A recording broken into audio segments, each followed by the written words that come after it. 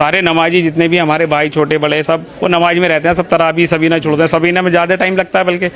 तो यहाँ पर तो कोई नहीं था ना, मोहल्ले में ही नहीं था, बच्चे भी नहीं थे, कोई एडल्ट बच्चा ऐसा भी नहीं था जो 12 साल का हो जो कोई आके बता दे। सुनने में यही है कि ऊपर से किसी ने बताया है कि माँ ने अब बच्चों को चादर ओढ़ के अपने नीचे दबा रखा था कि मेरे बच्चे बच जाएं।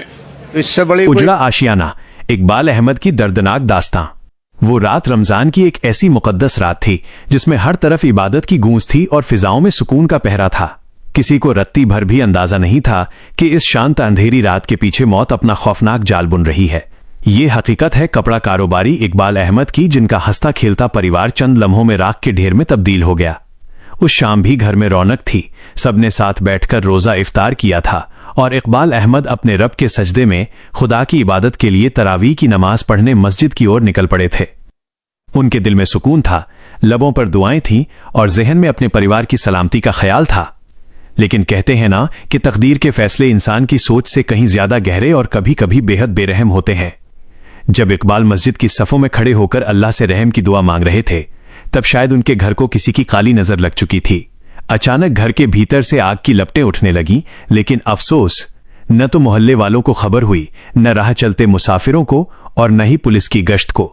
आग इतनी चुपचाप और इतनी तेजी से फैली कि घर के अंदर मौजूद उन 6 मासूम जिंदगियों को संभलने का, चीखने का या बाहर भागने का एक मौका तक नहीं मिला। कल्पना कीजिए उस मंजर की जहां नींद की आगोश में सोए हुए लोग धुएं के गुबार में घिर गए होंगे।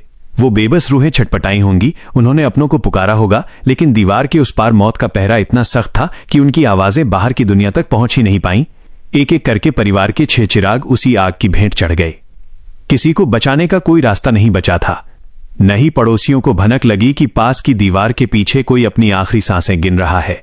जब नमाज खत्म हुई और इकबाल अहमद उसी पुराने रास्ते से उसी उम्मीद के साथ अपने घर की ओर लौटे, तो वहां का मंजर देखकर उनकी रूह फना हो गई। जिस घर को उन्होंने खून पसीने की कमाई से संवारा था, वहां से सिर्फ धुआं और मौत की बू आ रही थी। चीख पुकार मच गई, लोग दौड़े, दमकल की गाड़ियां आईं, लेकिन तब तक कुदरत अपना फैसला सुना चुकी थी। इकबाल के सामने उनके परिवार के 6 सदस्यों की झुलसी हुई लाशें पड़ी थीं। वो शख्स जो मस्जिद से दुआएं लेकर लौटा था, उसके पास अब सिवाय आंसुओं और वीराने के कुछ नहीं बचा था। रमजान के इस पाक महीने में इकबाल अहमद का रो रोकर बुरा हाल है। उनकी सिसकियां पत्थर का दिल भी पिघला दें। जिस घर में कल तक बच्चों की किलकारियां गूंजती थीं, आज वहां सन्नाटा पसरा है।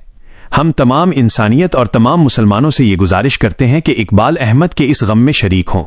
अल्लाह पाक से दुआ करें कि उन तमाम मरहूमों को जन्नत उल फिरदौस में सबसे ऊंचा मुकाम अता फरमाए और इकबाल अहमद को ये पहाड़ जैसा दुख सहने की हिम्मत दे। इस वीडियो को ज्यादा से ज्यादा शेयर करें ताकि हर शख्स की जुबान से उनके लिए दुआ निकल सके। ऐसी ही सच्ची और रूह कंपा देने वाली कहानियों के लिए हमारे साथ जुड़े रहें और चैनल को सब्सक्राइब करना न भूलें। खुदा हाफिज।